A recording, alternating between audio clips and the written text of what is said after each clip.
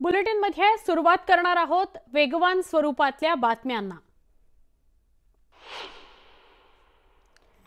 जालन्याच्या अंतरवाली सराटीतून मनोज जरांगेंनी पुन्हा एकदा तीव्र आंदोलनाची घोषणा केली आहे। 3 मार्चला राज्यभरात मराठ्यांनी एकत्र येऊन रास्ता रोको करण्याचं आवाहन केलं होतं। तर येत्या 24 तारखेपासून दररोज सकाळी 10:30 वाजल्यापासून आंदोलन सुरू करणार असं त्यांनी जाहीर केलं। दरम्यान आरक्षण मिळेपर्यंत निवडणूक घेऊ नका, नेत्यांनी प्रचाराकरता गावात येऊ नका असा इशारा जरांगेंनी नेत्यांना दिलाय। मनोज जरांगे पाटील यांच्या आरक्षण लढाईमधील महत्त्वाचे सदस्य असलेले अजय महाराज बारसकर यांनी जरांगेंवर हल्लाबोल केला। मनोज जरांगे हे रोज पलटी मारतात, रोज खोटं बोलतात असा आरोप बारसकर यांनी केला। मनोज जरांगेंनी माझ्या समोर यावं, मराठा समाजाचा त्यांनी कसा घात केला ते मी सांगेन असं बारसकर म्हणाले। जरांगेंनी तुकोबांचाही अपमान केल्याचा आरोप बारसकरांनी केला।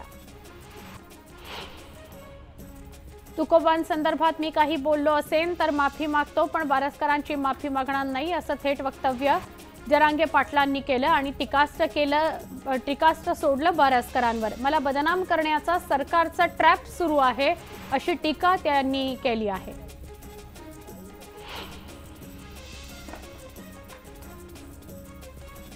पुणे पोलिसांनी इतिहासातील आतापर्यंतची सगळ्यात मोठी कारवाई केली आहे। 6 वेगवेगळ्या ठिकाणी छापेमारी केली आहे। देशभरात आणि परदेशात स्मगलिंगसाठी चाललेलं तब्बल 1600 किलो एमडी ड्रग्ज जप्त करण्यात आलेला आहे। पुणे पोलिसांनी सांगलीत मोठी कारवाई केली। सांगलीतील कुपवाड ड्रग्ज साठ्यावर छापेमारी करत पोलिसांनी 100 कोटींचे ड्रग्ज जप्त केले। दरम्यान ड्रग्ज बनवणाऱ्या काहींना पोलिसांनी ताब्यात घेतलेलं आहे। सोलापूर ग्रामीण पोलिसांच्या स्थानिक गुन्हे शाखेने एमडी ड्रग्ज आणि गांजाबाबत 2 मोठ्या कारवाया केल्या आहेत। सोलापूर ग्रामीण पोलिसांकडून एकूण 13 आरोपींना अटक करण्यात आली असून 1,36,00,000 किमतीचा 564 किलो गांजा हस्तगत करण्यात आलाय। बीड जिल्ह्यामध्ये भूपृष्ठासह भूगर्भातही पाण्याचं संकट निर्माण झालंय। जिल्ह्यातील तलाव कोरडे पडलेत तर भूगर्भातील पाणी पातळी 1.5 मीटरनं खालावली आहे। भूजल सर्वेक्षणाच्या अहवालात ही धक्कादायक माहिती समोर आली आहे। कांदिवली पश्चिमेकडील बालभारती ज्युनियर महाविद्यालयाच्या गेटवर लावण्यात आलेल्या गुजराती बोर्डवर मनसे कार्यकर्त्यांनी आक्षेप घेतला। तसं निवेदन महाविद्यालय प्रशासनाला देण्यात आलं। रामनवमीच्या दिवशी मराठी बोर्ड लावण्यात येईल असं आश्वासन देण्यात आलं।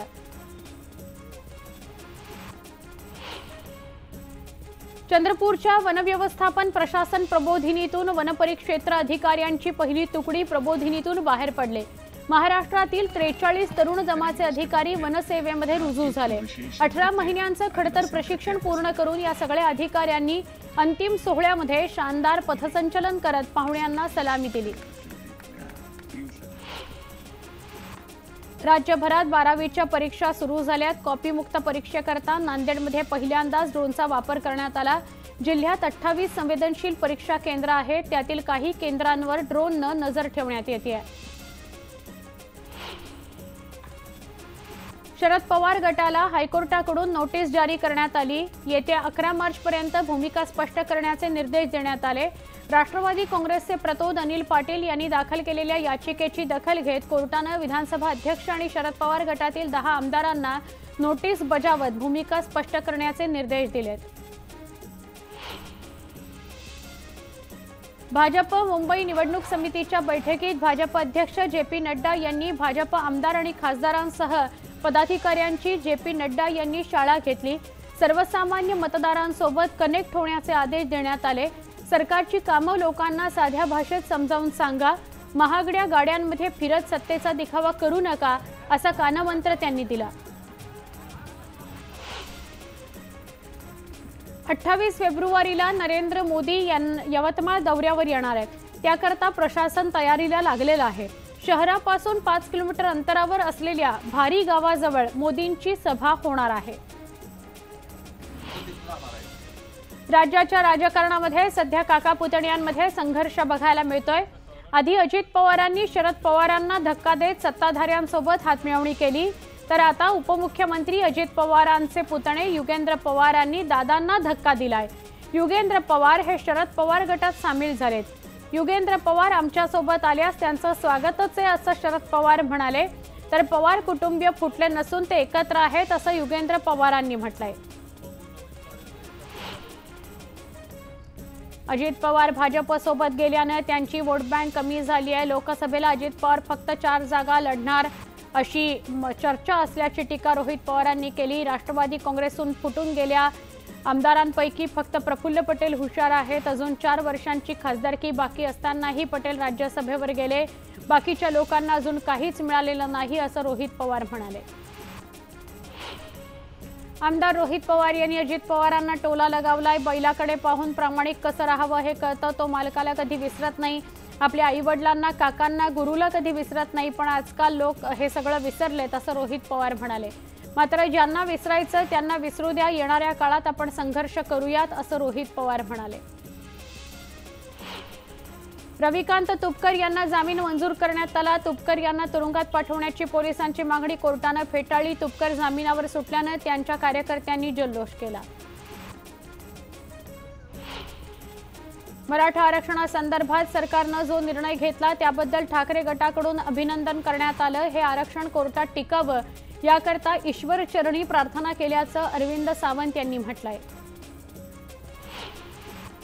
अनिल तटकरेंची शरद पवार गटाच्या उपाध्यक्षपदी नियुक्ती करण्यात आली आहे. जयंत पाटलांनी अनिल तटकरेंना नियुक्तीपत्र दिलंय. अनिल तटकरे हे सुनील तटकरेंचे मोठे भाऊ आहेत. माझे बंधू अनिल तटकरे हे मला सोडून गेले असं म्हणणं संयुक्तिक होणार नाही अशी प्रतिक्रिया सुनील तटकरे यांनी दिली आहे. अनिल तटकरे 2014 पासूनच शिवसेना आणि इतर वेगवेगळ्या पक्षांमध्ये कार्यरत असल्याचं ते म्हणाले. शिवसेना ठाकरे गट लोकसभा निवडणुकीच्या पार्श्वभूमीवर मैदानात उतरलाय. रामटेक लोकसभा मतदारसंघावर ठाकरे गटानं दावा केला असून येत्या 23 फेब्रुवारीला नागपूर इथं पदाधिकाऱ्यांचं 1 दिवसाचं शिबिर आयोजित करण्यात आलंय. बुलढाण्यातील संदीप शेळके या तरुणानं विकासाची ब्लूप्रिंट घेऊन वन बुलढाणा मिशन सुरू केलंय. आगामी लोकसभा निवडणुकीच्या रिंगणात ते उतरणार असून त्याकरता त्यांनी तयारी सुरू केली आहे. विद्यार्थ्यांच्या प्रश्नावरून मनसे आक्रमक झाली. या पार्श्वभूमीवर अमित ठाकरे यांच्या नेतृत्वात 23 फेब्रुवारीला पुण्यातील सावित्रीबाई फुले विद्यापीठावर धडक मोर्चा काढण्यात येणार आहे.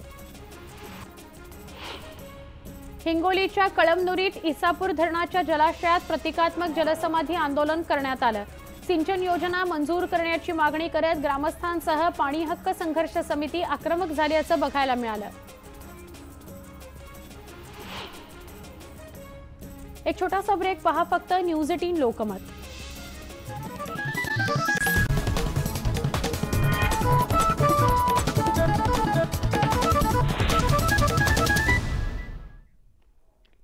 बुलेटिनमध्ये पुन्हा एकदा स्वागत. आता उर्वरित बातम्या. छत्रपती संभाजीनगरमध्ये ट्रक आणि कारचा भीषण अपघात झाला. या अपघातात 3 जखमी झाले. ट्रक चालक पसार झाला. दरम्यान या अपघातानंतर जमावानं ट्रक पेटवल्याची घटना समोर आली आहे. दहिसरमध्ये मीटर बॉक्सला लागलेल्या आगीनंतर परिसरातील वीज पुरवठा खंडित करण्यात आला. शॉर्ट सर्किटमुळे आग लागल्याचा अंदाज वर्तवण्यात येत असून सुदैवानं यामध्ये कोणतीही जीवितहानी झाली नाही. परभणीच्या पाथरी तालुक्यातील साटे पिंपळगाव इथं ऊसाच्या शेताला आग लागल्याची घटना घडली. या आगीमध्ये 2 एकरावरील ऊस जळून खाक झाला. शेतकऱ्यांचं लाखोंचं नुकसान झालं. नांदेडच्या जुना मोंढा परिसरात 8 दुकानांवर पालिकेच्या पथकानं धाड टाकली. शहरात प्लास्टिक विक्री होत असल्याची माहिती मिळताच पालिकेनं धडक कारवाईला सुरुवात केली. या कारवाईमध्ये 4 टन प्लास्टिक जप्त करण्यात आलंय.